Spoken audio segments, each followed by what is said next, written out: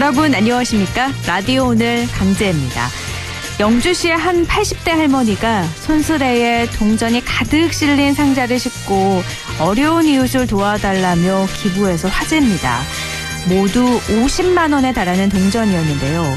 행여 이 동전들이 더럽다고 받지 않을까 걱정을 하셔서 동전을 반짝반짝 윤이 나게 닦아서 건네기까지 하셨습니다. 할머니의 선행은 이번이 처음이 또 아니었는데요.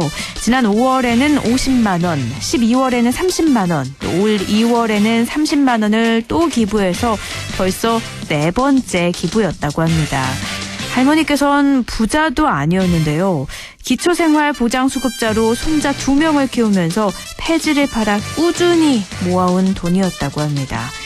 자신보다 더 어려운 이웃을 위해 써달라면서 애써 모은 돈을 건네셨는데 깨끗이 닦은 동전처럼 밝고 따뜻하게 빛나는 할머니의 마음씨가 여러 사람에게 희망의 온기가 되고 있습니다. 5월 13일 목요일 라디오 오늘 광고 듣고 시작합니다.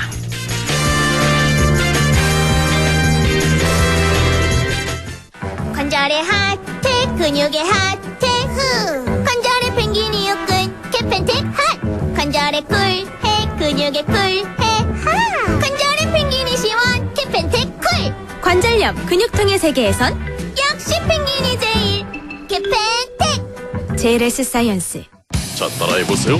이카운트 ERP 4만원 회계관리, 이카운트 ERP 4만원. 재고관리, 이카운트 ERP 4만원 생산관리. 사업 성공 함께해요. 이카운트 카운트 ERP의 모든 기능을 월 4만원에 드립니다. 이카운트 가입비 부가세 별도. 차도르니 차돌 고소한 맛 좋아. 차도르니 차돌 매콤한 쫄면과 차도르니 차돌 조밥에 싸도 좋아. 점심엔 소불고기, 저녁엔 이차돌. 아는 맛이라서 더 맛있다. 차도르니 차돌. 남북경제협력의 허브. 파주 센트럴밸리. 파주시 대규모 희망 프로젝트 중 1단계. 파주 센트럴밸리. 역세권의 프리미엄이 더해진 세대를 이어갈 미래 가치가 완성되는 곳. 사업용지 분양문의 1522-0844. 시공 현대 엔지니어링. 엔빅플에서 하는 홀인원 365일 무제한 도전 무야호. 엔빅플 가입해서 홀인원 성공하면 상금 200만 원을 받는다는 거지. 월 2,000원으로 웃고 즐기고 홀인원 하면 나이스 샷. 무제한으로 200만 원까지? 엠픽플 지금 다운받아. 다양한 무전 고민엔 티아실 티아실로 풀러버려. 티아실과 모든 무좀 티아실 달라버려. 티나는 무좀 티 안 나는 무좀. 티아실 무좀이 고민일 때 송가인이 추천하는 무좀약 티아실 3일제약. 5월 13일 목요일 라디오 오늘 1부는요. 이인철의 시사경제, 참 좋은 경제연구소 이인철 소장과 함께 이야기 나누겠습니다. 2부 이슈 오늘에선 항생제에 내성이 생기는 장내 세균 병원체 감염이 또 늘고 있다고 하거든요. 이 이야기 나눠보죠. 경북보건환경연구원 김수영 지방보건연구사 연결해서 이야기 나눠보겠습니다. 끝으로 김성수 시사평론가와 함께하는 시간이죠. 김성수의 세상 읽기 이어갑니다. 라디오는 생방송 놓치신 분들은 안동 MBC 플러스 유튜브로도 다시 들으실 수 있습니다.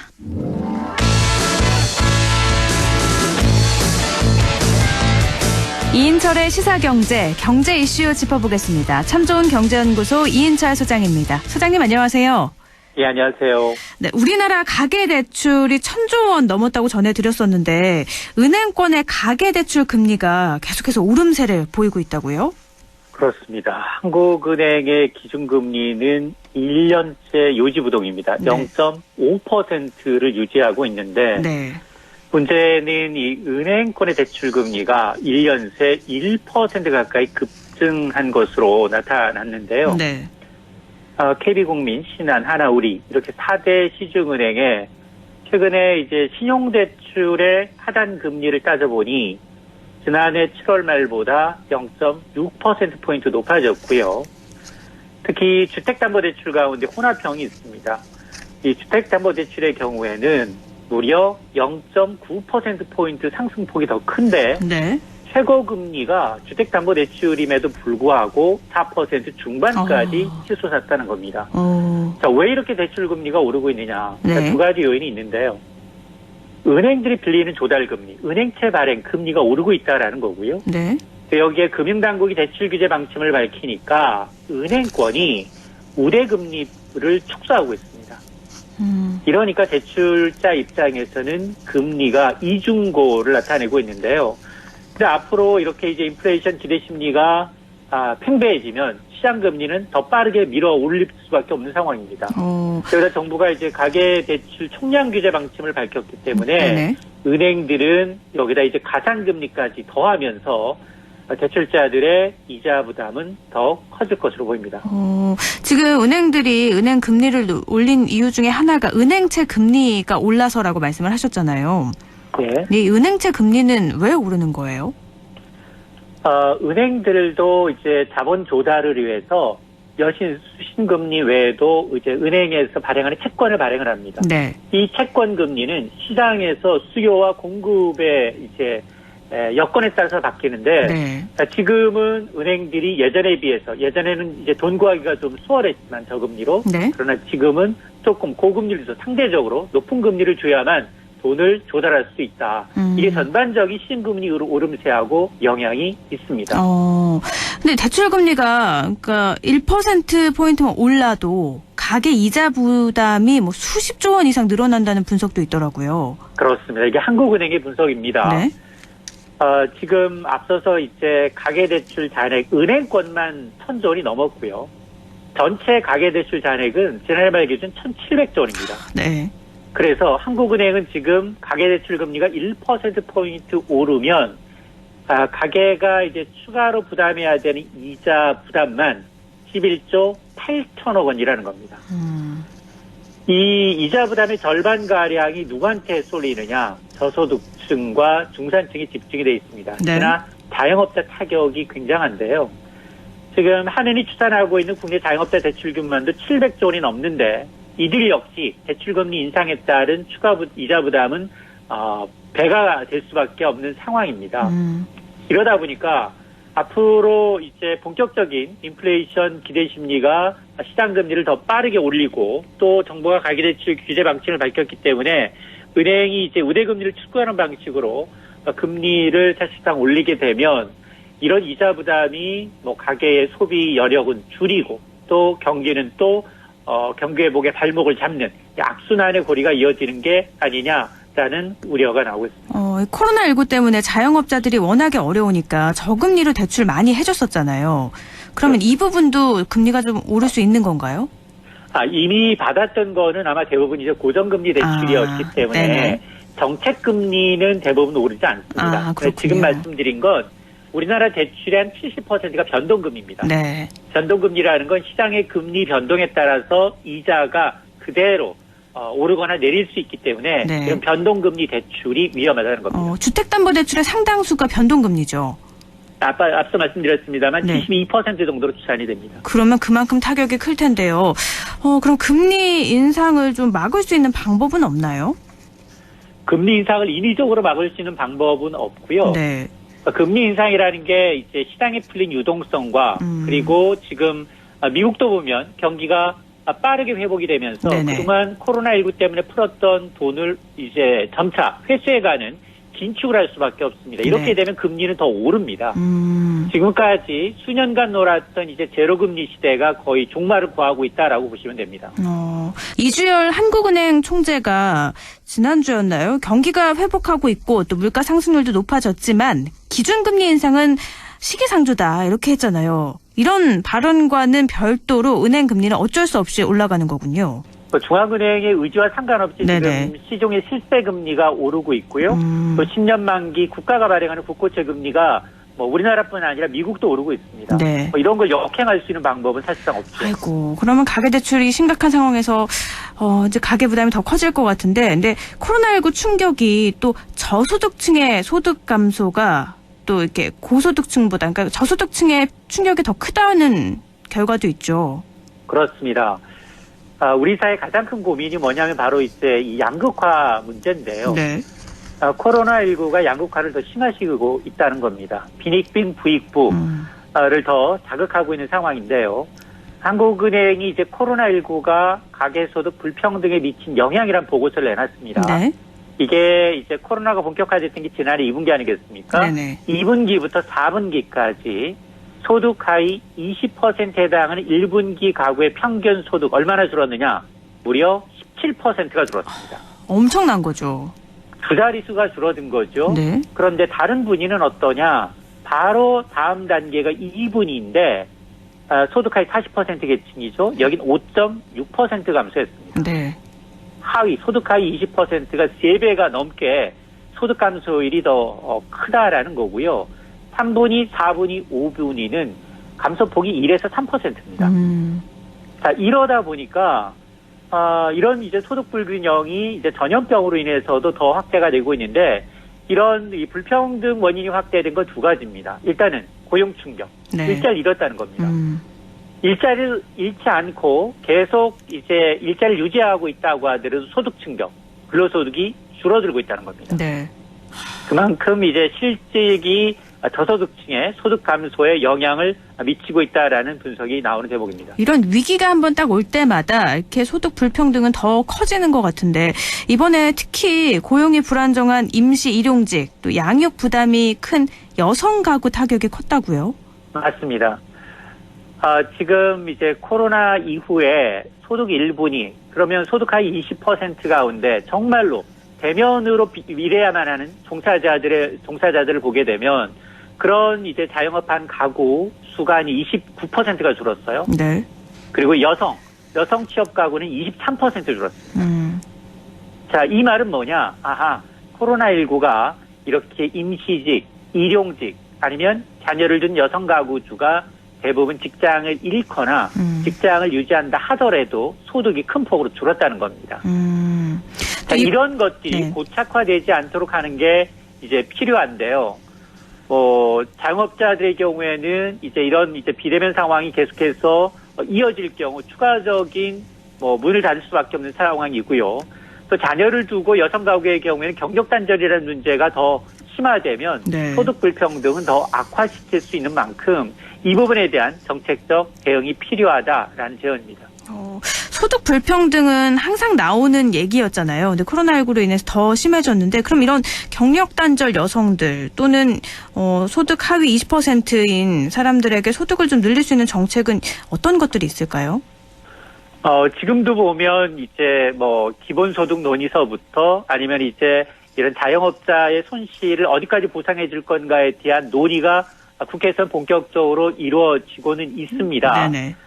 근데 이제 그 시점을 두고서 소급 적용할 것인가 아니면 앞으로 발생하는 손실에 대한 보전인가를 놓고서 약간의 이견이 있는 것 같은데요. 네네. 어쨌든 지금 우리나라뿐 아니라 전 세계적으로 이제 자본주의 시장의 가장 큰 문제점이 뭐냐? 바로 소득 양극화고 이걸 이제 극복하기 위해서 이제 부자 증세, 이제 부자한테는 세금을 좀 더 걷어서 네. 그리고 이제 그 재원을 가지고서 이런 취약계층의 어떤 이제 정책적 대응이 좀 필요한 부분은 사용하겠다라는 것들인데 그럼에도 불구하고 이렇게 일회성 요인이긴 하지만 감염병이나 재난병 등에 따라서 이제 더욱더 소득 양극화가 심화되고 있다라는 건 또다시 우리 사회에 이제 큰 해결해야 될 숙제를 하나 던져주고 있는 셈입니다. 경기 회복과 함께 이렇게 소득 불평등 문제도 꼭 해결해야 할 과제인 것 같은데요.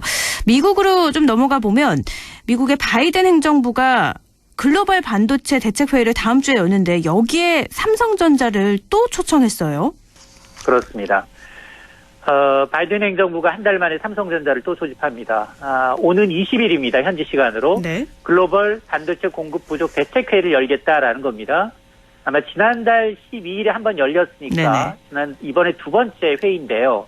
당시에는 바이든 대통령이 웨이퍼라는 반도체 소재를 들고서 백악관 국가안보실이 주관을 했어요. 네. 근데 이번에는 미국 상무부가 주최합니다. 자, 이번 회의에도 똑같습니다. 삼성전자, 대만반도체, 구글, 아마존, 제너럴모터스, 포드자동차 같은 반도체 자동차 업체들을 다 초청을 한 겁니다. 네. 그리고 이번 회의에 앞서서 이제 이번 주부터 사전 모임을 갖고 회의의 의제를 논의할 것으로 알려지고 있는데 다만 이제 이런 관측은 네. 이제 이 단기적인 어떤 반도체 공급 일정이랄까 중장기적인 투자 계획이 좀 다뤄지지 않겠느냐. 그리고 이제 조 바이든 미국 대통령이 참석했던 명분을 좀 강조하면서 지난 회의보다는 오히려 더 구체적인 요구가 테이블에 오를 가능성이 좀 높다라는 의견이 나오고 있습니다. 구체적인 요구라고 하면 삼성전자 측에서도 이 투자를 좀 늘려라 이런 압박도 나올 수도 있겠네요. 맞습니다. 지난번 이제 이 바이든 대통령이 미국의 반도체 투자 확대를 요구하니까 바로 인텔과 대만 반도체가 손을 들었습니다. 네. 저도 미국에다가 반도체 공장 더 짓겠습니다. 뭐 이런 식으로 했고 이제 그래서 일부에서는 이제 미국의 요청에 삼성이 답할 차례다라는 네. 얘기가 나오고 있는데요. 네. 타이밍도 좀 절묘합니다. 20일이 반도체 회의고요. 21일 다음 날은 한미 정상회담이 열립니다. 네네. 자, 이런 점을 감안하게 되면 삼성전자가 두 번째 2차 회의에서는 이 미국 현지 반도체 투자 계획을 발표할 수도 있다. 지금 이 삼성전자는 약 170억 달러, 20조 원을 투자해서 미국의 이제 파운드리 공장을 지을 계획이긴 하지만 장소, 시점은 정해지지 않았습니다. 네. 그런데 공교롭게도 다음 날이 한미 정상회담이 진행되는 만큼 이날 대규모 투자 계획을 발표하지 않겠느냐라는 관측이 나오고 있습니다. 말씀하신 것처럼 이 글로벌 반도체 대책회의 바로 다음 날 한미 정상회담이 열려서요. 이 대책회의에서 나왔던 내용을 가지고 또다시 다른 논의가 이루어질 수도 있지 않을까요? 물론 이제 정상 간 이제 이 회담이기 때문에 네. 반도체가 주 의제는 아닐 겁니다. 네네. 여러 가지 외교 안보 문제, 북핵 문제, 그리고 이제 우리와 한미 공조 문제, 여러 가지 논의 테이블에 올라가겠지만, 백신 문제도 있을 수 있고요. 네. 여기에서 이제 반도체도 그 의제 가운데 하나가 되지 않겠느냐라는 이제 관측입니다. 만약에 삼성전자가 바로 뭔가의 계획을 내놓지 않는다면 얻는 불이익도 있을까요? 글쎄, 이제 바이든 대통령의 스타일이, 네. 이제 공조를 하지 않는다고 해서 보복을 하거나 바로 이제 불이익을 내리기보다는 어떤 이제 이 동맹국들과의 어떤 카르텔에서 제외된다는 건 굉장히 이제 여러 가지 측면에서 네. 다소 이제 눈치를 좀 봐야 되는 상황이기 때문에 지금 대만 그리고 인텔조차도 이제 화답을 하고 있는 상황에서 삼성전자가 이제 빠질 수 있느냐 이 부분에 대해서는 물론 이제 중국의 눈치도 봐야 되겠습니다만 그러나 큰 그림에서 보면 결국 이제 미국의 요청에 응하지 않겠느냐라는 관측입니다. 삼성전자도 그 계획은 20조 원 규모의 반도체 공장을 설립한다고 했잖아요. 그러면 미국에서도 뭔가 좀 좋은 제안을 하거나 하지 않을까요? 아마 주 정부가 지금 각종 로비전을 펼치고 있습니다. 네네. 지금 이 삼성이 텍사스주에 공장을 운영하고 있고 네. 이번에 이제 어디에다가 구체적인 곳을 얘기를 하지 않았기 때문에 워싱턴부터 시작을 해서 기존에 있던 텍사스, 애리조나 각종 주에서 여러 가지 세제 혜택을 줄 테니까 네. 그 20조 원의 반도체 공장 규모를 얻을 수 있는 유무형의 경제적 효과가 만만치 않다라는 걸 감안하게 되면 네네. 아마 각종 지방 정부가 세제 혜택과 같은 여러 가지 인센티브를 아마 약속할 것으로 기대를 하고 있습니다. 이 20조 원이라는 규모에 대해서는 어떻게 평가할 수 있어요? 다른 나라들도 미국에 투자를 하고 있는데 비교해봤을 때 더 큰 액수인가요? 아니요, 비슷합니다. 인텔이 지금 그 반도체 투자 확대를 발표하면서 200억 달러 비슷합니다. 한 22조 원대죠. 네. 반도체 공장을 짓겠다고 하답을 했기 때문에 삼성전자의 170억 달러도 30억 달러 정도 조금 밑돌긴 합니다만 네. 비슷한 수준입니다. 네, 알겠습니다. 다음 주에 열리는 글로벌 반도체 대책회의 또 어떤 내용들이 오고 가는지 그때 다시 살펴보도록 하죠. 오늘 말씀 고맙습니다. 네, 고맙습니다. 시사경제 참 좋은 경제연구소 이인철 소장이었습니다. 라디오 오늘 1부는 여기까지고요. 잠시 후에 광고 듣고 2부에서 뵙겠습니다. 할인점보다 더 실속 있고 편의점보다 더 편리하게 살 수 있는 곳, 시장보다 더 정이 넘치고 백화점보다 더 품격 있는 곳, 이런 곳이 없을까요? 네, 우리 동네 우리 할인점 펀마트가 있습니다. 지난 25년간 항상 고객과 함께한 펀마트. 용상점, 자이점, 신용주점, 사천점에서 새롭게 고객님께 다가갑니다. 홈마트. 가구 살 땐 꼭 한번 가보자. 안동 명품 가구 백화점. 흑표 흑침대, 양성국 갤러리, 금성침대, 한국 가죽 소파, 장수돌 침대, 다양한 브랜드 가구를 한 곳에서 쇼핑할 수 있는 대형 가구 전시장. 안동 명품 가구백화점. 어떡해. 그 소식 들었어? 영주농협자재센터에 농자재, 관수자재, 공구에 일반 잡화까지. 영주농협 파머스마켓 바로 옆으로 왔다고 하더라고. 정말? 영주 농협자재센터로 당장 가야겠다. 054-637-8788 영주농협자재센터. 처음 귀농한다고 영천에 내려왔는데 앞으로 어쩌나 막막했죠. 그런데 체계적인 교육 시스템도 있고 도와주시는 분들도 많고 이제는 좋습니다. 다시 결정해도 영천으로 올 것 같아요. 전원생활의 꿈 귀농기촌 1번지 영천시가 함께합니다.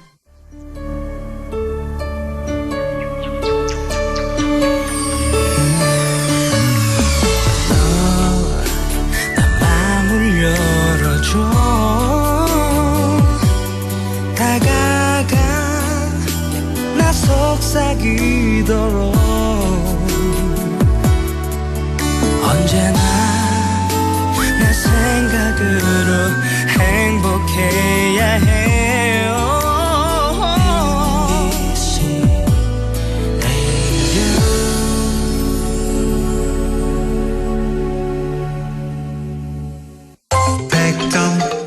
MBC 라디오.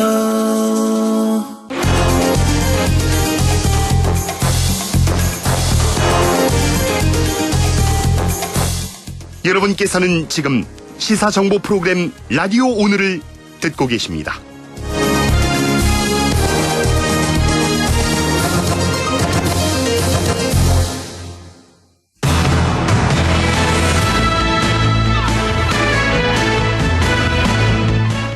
라디오 오늘 2부 순서 이슈 오늘입니다. 항생제에 내성이 생기는 장내 세균 병원체 감염률이 늘고 있다고 합니다. 특히 경북의 경우에는 이 증가폭이 크다고 하는데요. 경북보건환경연구원 김수영 지방보건연구사 연결해서 이 이야기 나눠보죠. 안녕하세요. 네, 여보세요? 네, 목소리가 좀 작아서요. 연구사님? 네. 네네, 이제 잘 들리네요. 가장 먼저 제가 지금 장내 세균 병원체 감염률이 늘고 있다고 오프닝을 했는데요.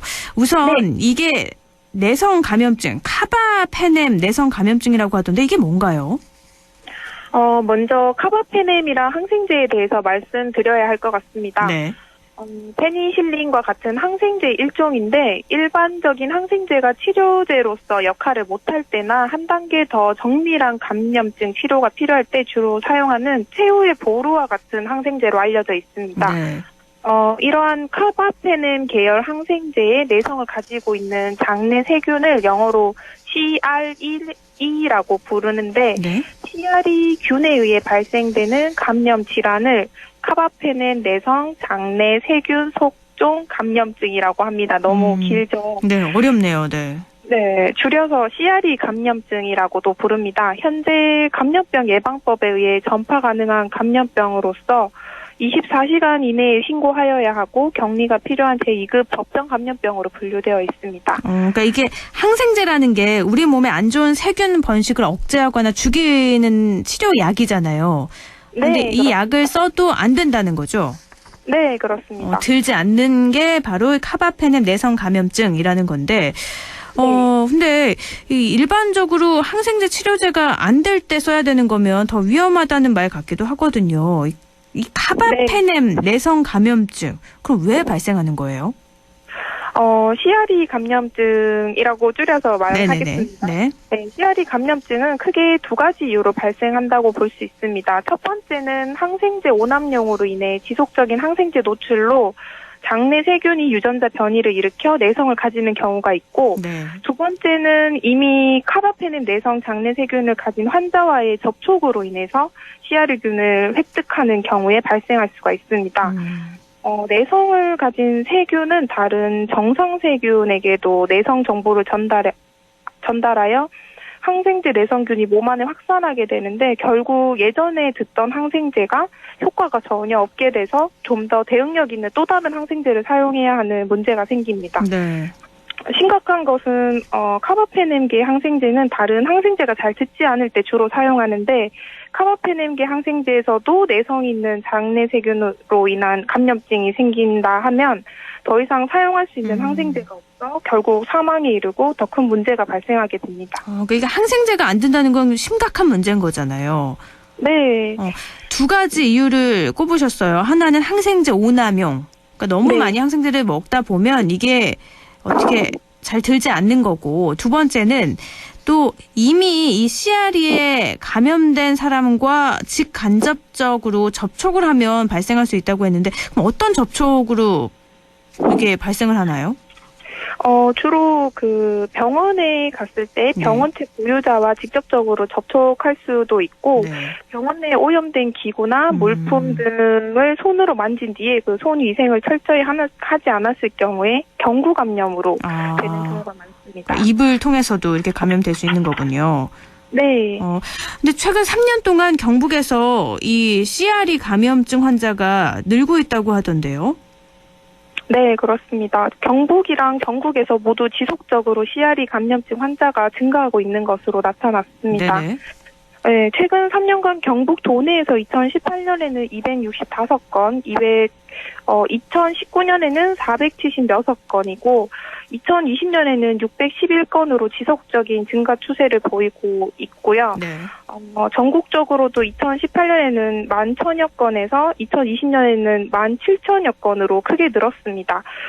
특징적인 것은 전국적으로 CRE 감염자 환자들 중 60% 이상이 70세 이상으로 고령층이었는데 경북의 경우에는 70% 이상이 70세 이상 고령층 환자로 전국 수준을 웃도는 것으로 나타났습니다. 그러니까 전국에서는 60% 이상이 70세 이상인데 우리 경북에서는 70% 이상이라고요? 네, 그렇습니다. 유난히 고령층 환자 비율이 높은데 이건 왜일까요?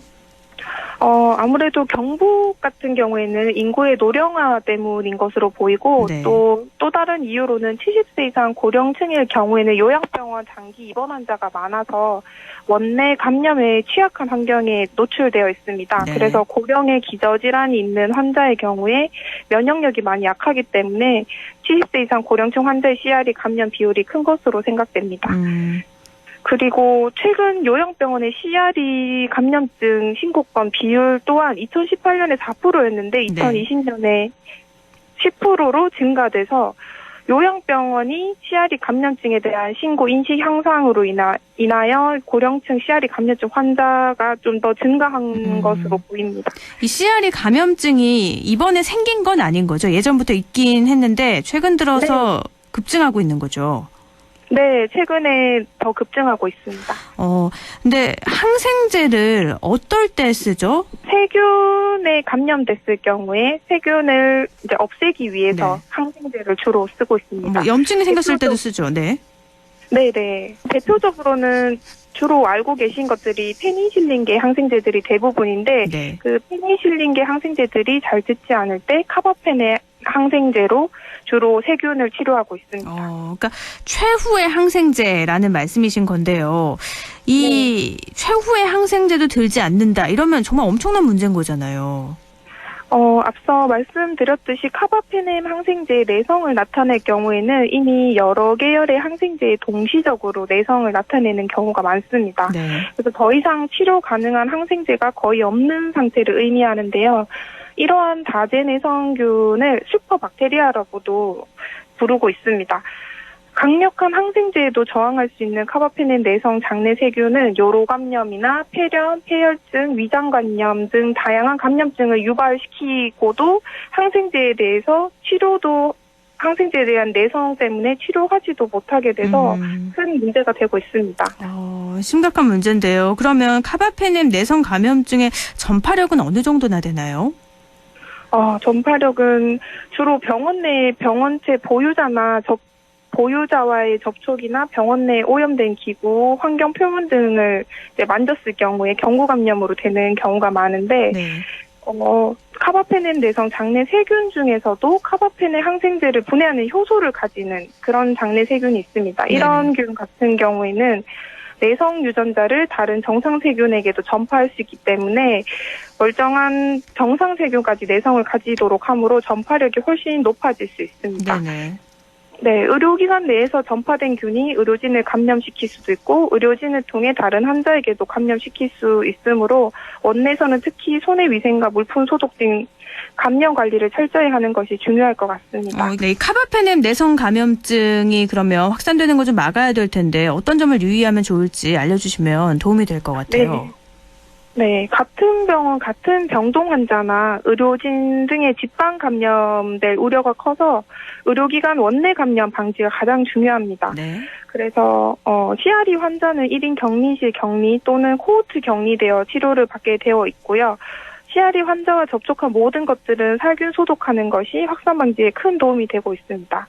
또한 손 씻기나 호흡기 예절, 예방 접종 등 감염 예방 수칙을 준수하고 보건의료 관계자는 손의 위생과 물품 소독 등 감염 관리를 철저히 하고 환자에게 항생제의 정확한 복용법과 사용 위험에 대해서 알려야 합니다.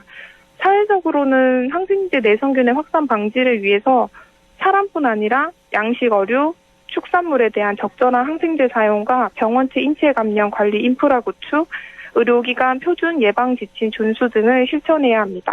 그 사람뿐만 아니라 양식, 어류, 축산물을 통해서도 이런 질병이 발생할 수 있는 건가요? 네, 그렇습니다. 동물에서는 항생제 사용이 내성 문제가 단순히 동물에서의 내성 문제가 아니라 네. 인체에서의 내성 문제를 발생시키기 때문에 우리나라도 동물용 항생제의 사용을 감소시키려는 노력을 하고 있습니다. 네네. 2011년에 배합 사료의 첨가용 항생제 사용을 전면 금지시켜 사료 제조업자가 항생제 첨가 사료를 제조 판매 등을 하는 경우 사료관리법에 따라 3년 이하 징역 또는 3천만 원 이하의 벌금에 처하게 함으로써 항생제 사용량을 감소시켰습니다.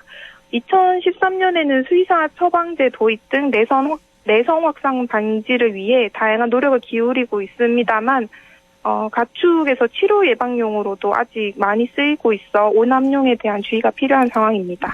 그러면 병원뿐만이 아니라 양식장이나 축산농가도 참 주의가 필요하다는 말씀이신데요.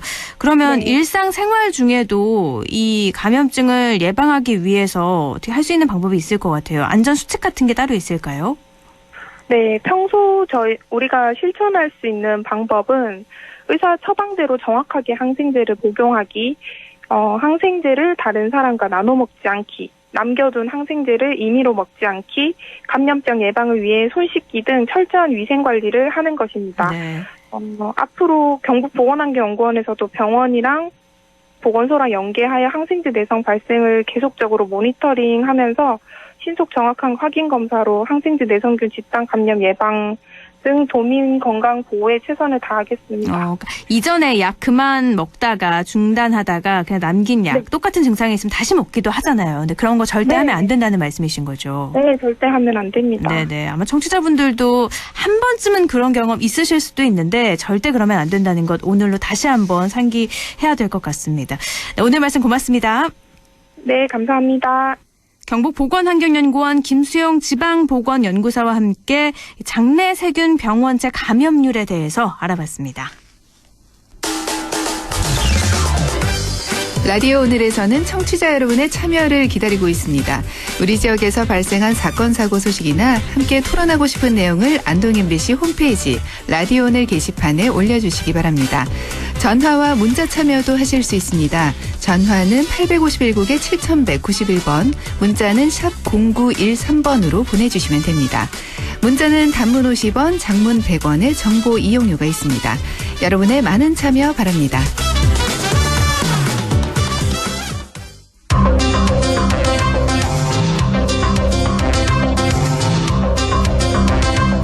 김성수의 세상 읽기. 공수처 출범 110일 만에 첫 수사가 시작될 예정인데요. 이 이야기 나눠보겠습니다. 김성수 시사평론가와 함께합니다. 안녕하세요. 안녕하세요. 김성수입니다. 네, 이 고위공직자 범죄수사처 공수처의 1호 사건이라서 상징성이 있을 텐데 대상이 조희연 서울시 교육감이에요. 그런데 의외의 선택이라고 평가된다면서요? 예, 그렇습니다. 이제 처음에 공수처가 만들어지게 된 이유가 무엇인지를 좀 생각해 본다면 의외다라고 하는 그런 평가들이 이해가 되실 건데요. 애초에 그 수사와 네. 또 기소 네. 이 모든 권리를 검찰이 전부 갖고 있었죠. 네. 경찰은 열심히 수사는 할 수 있어도 기소를 할 수 있는 권리가 없어서 결과적으로 검찰에 가서 선택적 기소가 이루어지는 그런 상황들이 벌어졌습니다. 네네. 자, 그러다 보니까 사실 검찰이 자신들의 그런 범죄들이나 자신들이 연루되어 있는 그런 의혹들에 대해서는 아예 수사도 하지 않거나 수사가 뭐 경찰 등에 의해서 진행이 된다 그래도 기소를 하지 않거나 이런 일들이 많이 벌어졌었죠. 네. 그리고 또 이제 검찰들이라고는 볼 수 없겠지만 이제 사법부의 그런 어떤 그 비리들 같은 경우도 이제 서로가 이제 일종의 사법 식구들이기 때문에 봐주기식의 그런 관행들이 있었다라는 비판들이 있어 왔습니다. 네. 그래서 정말 제대로 고위 공직자 그 중에서 특히 이제 흔히 말해서 사법 검찰과 관련돼 있는 그런 영역에서 일하고 있는 고위공직자들에 대한 강력한 견제 세력들이 필요하다. 그래서 공수처가 처음 얘기가 됐던 것이거든요. 그렇죠.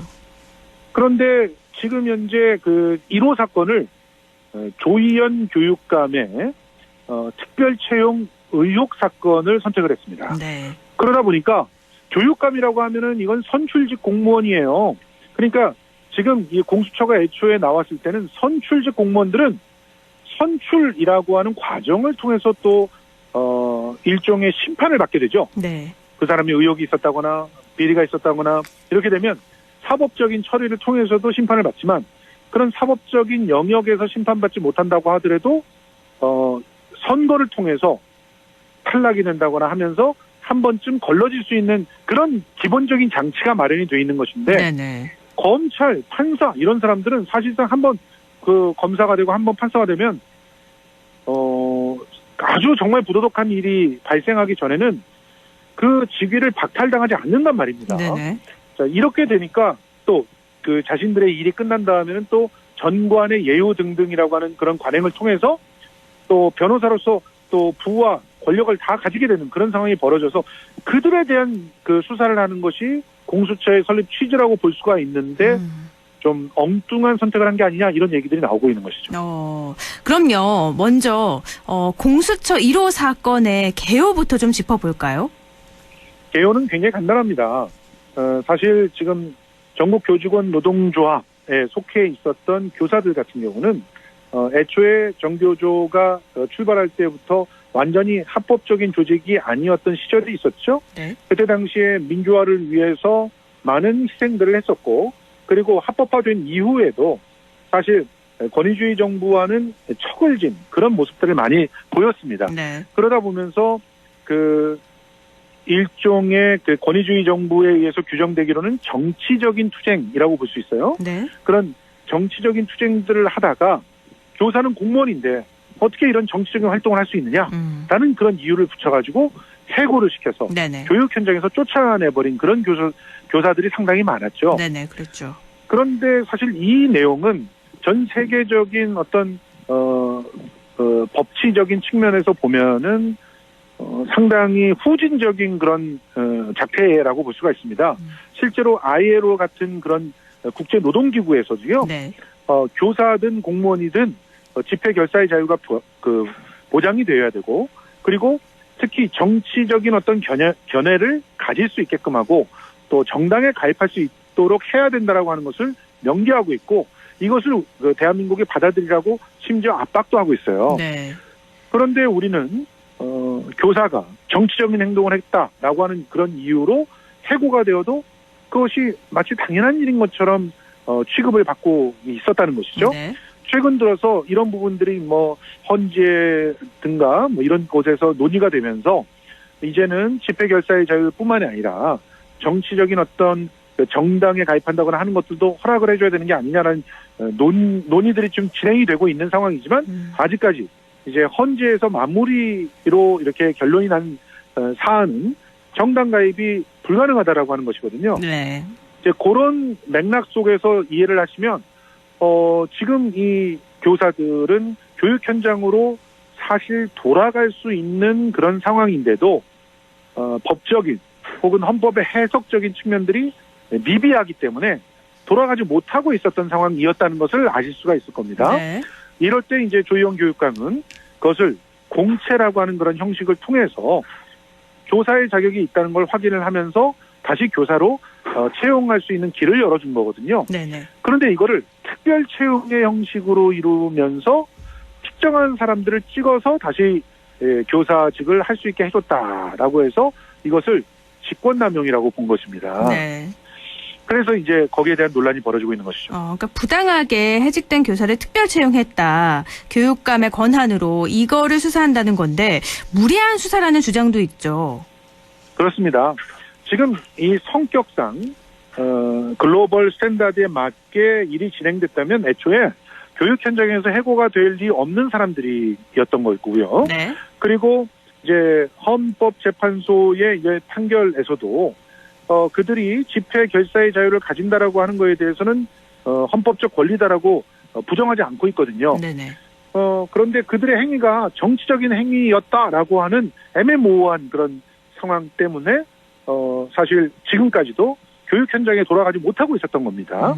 그런데 물론 마땅히 입법적인 활동을 통해서 이들이 그 법에 따라서 교권 현장으로 돌아갈 수 있게끔 할 수 있었다면 좋았겠지만 그 부분에 대해서 상당히 이렇게 갈등들이 심한 상태고 또 그 헌법재판소의 유권 해석들 같은 경우도 사실은 부담이 좀 있기 때문에 그래서 공채라고 하는 그런 형태를 통해서 솔직히 말해서 이전에 일정 정도의 그 위법적인 상황이 있는 사람이라고 해도 충분히 자신의 능력들이 엄정한 심사를 통해서 인정받게 된다면 다시금 자신의 직장으로 돌아갈 수 있게 해주는 것이 관례 아닙니까? 네네. 사실은 노동 현장에서도 파업 등등으로 인해서 해고가 되거나 했던 사람들도 복직을 시켜주는 게 정상화의 하나의 과정이다 이렇게 보고 있는 것이거든요. 네. 그래서 이 내용에 대해서 다시 공채를 통해서 복직한 그런 교사들을 이걸 직권남용으로 수사하기는 어렵다라고 하는 법조인들도 존재합니다. 그렇기 때문에 이 수사가 좋은 성과를 낼 수 있을 거라고 보는 분들이 그렇게 많지 않아서 네. 더더욱 의구심이 가는 것이죠. 그러니까 여권도 야권도 그래서 비판을 하고 있는 것 같아요. 또 수사 결과도 쉽게 내지 못할 거라는 비판도 계속되고 있는데 아까도 말씀하신 것처럼 대상이 조희연 서울시 교육감이 된 거에 대한 아쉬움 얘기하셨잖아요. 예. 공수처 1호 사건이 왜 그러면 조희연 서울시 교육감이 된 건가요? 그러니까 이 부분에 대해서 사실은 제가 취재도 좀 해보고 했는데 네. 이 사건이 애초에 공수처 1호 사건이 된 것도 잘 이해를 못하겠다는 분들이 굉장히 많아요. 네. 아까도 말씀드렸지만 공수처의 설립 취지에도 어울리지 않고 네. 그리고 이 사건 자체가 수사거리이냐라고 하는 부분에 대해서도 이견이 많아요. 네. 이게 그리고 감사원이 자신들의 감사를 통해서 어떤 혐의가 있다라고 하면서 공수처로 이첩을 시킨 사건인데 공수처의 그 처장께서는 다른 기관에서 이첩되는 사건들은 우리가 1차적인 1호 사건으로 선정하지 않겠다라고 얘기한 바가 있거든요. 아, 네. 그런데 이런 걸 선택했단 말이죠. 네. 이런 모든 측면들이 사실상 왜 조희연 교육감의 직권남용 의혹 사건을 공수처 1호 사건으로 선택할 수밖에 없었는가에 대한 해답을 내오지 못하게 되는 그런 이유들이 된다는 것이죠. 그래서 이제 일각에서는 그런 추론들은 합니다. 사실 지금 검사들을 대상으로 해서 어떤 그 사건들을 선택했을 때, 네. 가령 김봉현 라인펀드 관계자죠. 네네네. 관계자가 검찰들을 그렇게 대접했던 사건, 그런 사건들을 선택을 하게 되면 검찰과 그리고 또 야권의 엄청난 그런 공격들에 시달리게 되죠. 또 반대로 이규원 검사 등 김학의의 출국 금지를 강행했던 그런 검사들의 사건을 또 수사하게 된다면 여권에 만만치 않은 견제에 시달리게 될 겁니다. 그러니까 결국 뜨거운 감자를 피해가자라고 하는 그런 정치적인 계산들이 있었던 건 아니냐 이런 추정들이 나오고 있는데 만약에 그렇다고 한다면 공수처의 위신이 땅에 떨어진 그런 상황이라고 볼 수 있기 때문에 굉장히 안타까운 그런 판단이었다고 볼 수밖에 없는 거죠. 검사들은 뭐 무소불위의 권력이라는 비판 많이 받아왔잖아요. 이거를 예. 제대로 잡을 수 있을까 기대가 모아졌는데 이렇게 1호 사건에서는 아쉬움이 많이 남는 공수처 첫 수사 뭐 어떻게 될지 결과는 차차 지켜보기로 하죠. 오늘 말씀 여기까지 드릴게요. 고맙습니다. 예, 고맙습니다. 지금까지 김성수 시사평론가였습니다.